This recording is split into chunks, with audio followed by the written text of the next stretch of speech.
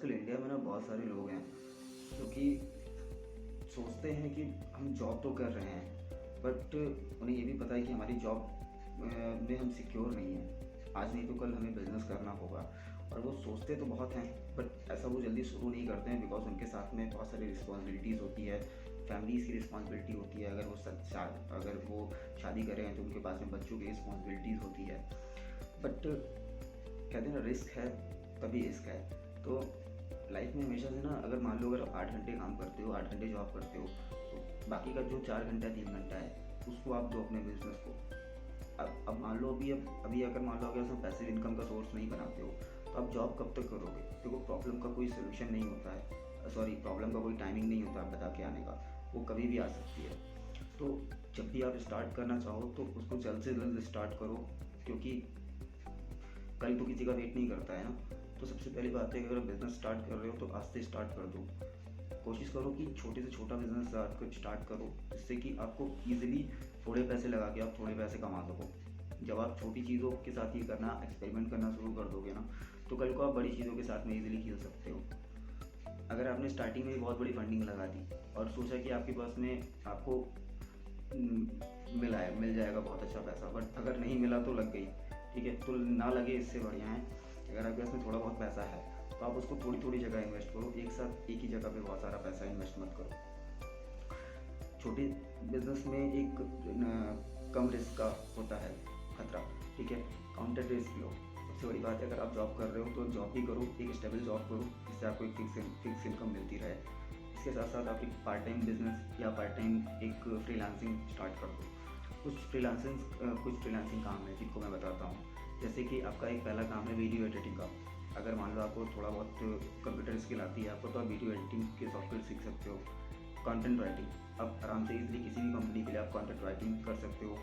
Graphic designing आप कर सकते हो, ठीक है। एनिमेशन वगैरह तो अभी आप सीखोगे तो उसके लिए आपको बहुत सारे पैसे लगेंगे पहले तो। इसके अलावा आपके पास में अगर आपको ग्रामर्स अच्छे आते हैं तो आप ग्रामर्स की ट्रेनिंग देना स्टार्ट कर दो। जो बच्चे हैं, छोटे बच्चे हैं, उनको ग्रामर्स पढ़ाना शुरू कर दो। ऑनलाइन कोचिंग्स आप स्टार्ट कर दो अपने पास में।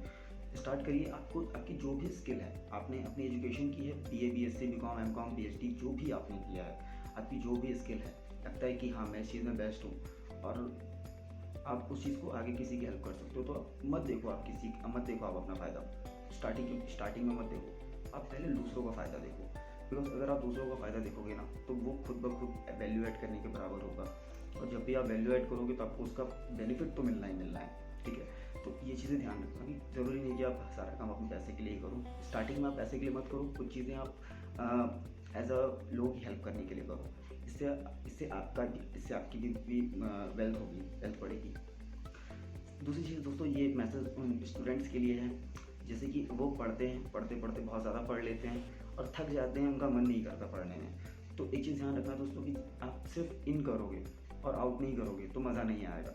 अगर मान लो अगर आप पढ़ते हो और आपका पढ़ने में मन नहीं लगता है तो आप पढ़ो, तो पढ़ने के बाद उस पढ़ाई को आप किसी के साथ डिस्कस करो। आपको जो चीज़ आती है आप उसको दूसरों को सिखाओ, आपको ऑटोमेटिक पढ़ने में मन लगने लगेगा। और दूसरी चीज़ दोस्तों कि जब भी आप कोई एक बड़ी सफलता चाहते हो तो उस बड़ी सफलता को एक बड़े इमोशंस के साथ में जोड़ दो। जैसे कि मॉम डैड, या हर इंसान के पास कोई ना कोई ऐसा एक होता है जिसके लिए वो सब कुछ करना चाहता है, उसके लिए वो सारी दुनिया से लड़ सकता है।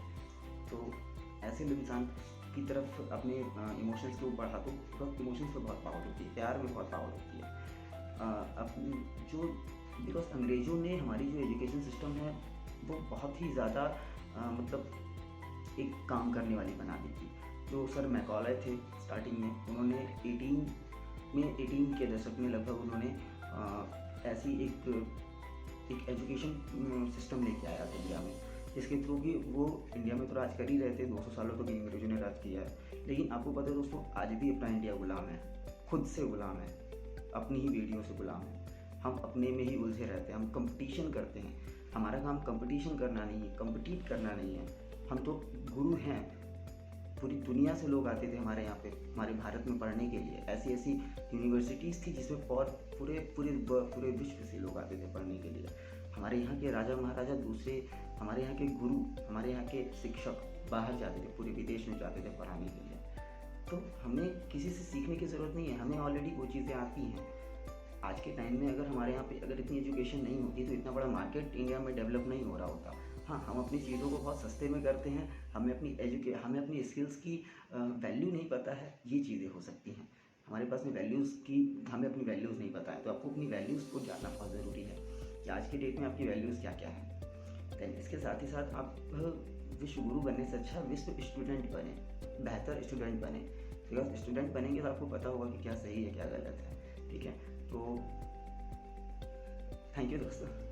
और अगर बिज़नेस करते हैं आप, कोई भी स्टार्ट करिए, छोटा सा बिज़नेस स्टार्ट करिए। अगर आप यूट्यूब चैनल भी स्टार्ट करते हैं तो उसको भी आप 1-2 साल उसमें अच्छे से मेहनत करिए, बट स्टार्ट करना बड़ी बात नहीं है। स्टार्ट करना कोई बड़ी बात नहीं है, बट हाँ उसको कंटिन्यू उसको डेली उसमें एडिट करना, अपडेट करना, ये बहुत बड़ी बात है। तो इसके साथ में आपको वो चीज़ें लानी पड़ेंगी अपने अंदर, रेगुलरिटीज़ लानी पड़ेंगी। तो वो चीज़ें लाइए। अगर आप कहीं जॉब कर रहे हैं तो उसके भी करिए। हाँ, अगर कहीं जॉब के साथ साथ अगर आपको कोई अदर बिजनेस चल रहा है तो उस पर भी आप ध्यान दीजिए।